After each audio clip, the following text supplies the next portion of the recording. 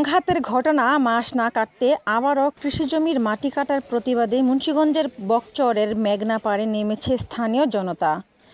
তবে এবার মানববন্ধন করে কৃষি জমি ও ভিটেমাটি রক্ষার দাবি জানিয়েছেন তারা।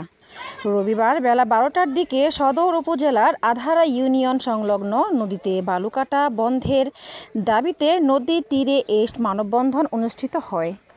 এতে অংশ নেয় স্থানীয় 4 শতাধিক নবীন প্রবীণ নারী পুরুষ। মানববন্ধনকারীরা জানান, মেঘনার ভাসানচর মৌজায় সরকারি বালুকাটা মহলের জন্য নির্ধারিত স্থান। তবে বালু ব্যবসায়ীরা অবৈধভাবে বকচর ও আশেপাশের এলাকায় বালু কাটছে।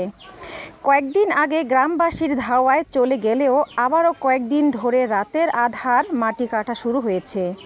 এতে নদী ভাঙ্গনের আতঙ্কে রয়েছে সকলে। কৃষি জমিসহ বাপদাদার জমি বিলীনের পথে।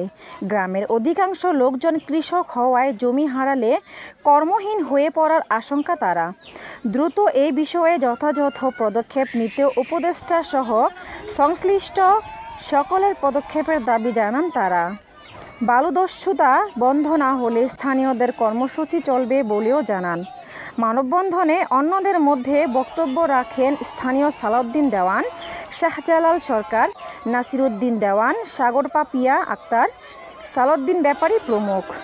প্রসঙ্গত, গত 19 জন বকচর এলাকা সংলগ্ন নদীতে বালু কাটা শুরু করলে শ্রমিকদের সাথে গুরুতর সংঘর্ষে জড়ায় স্থানীয়রা।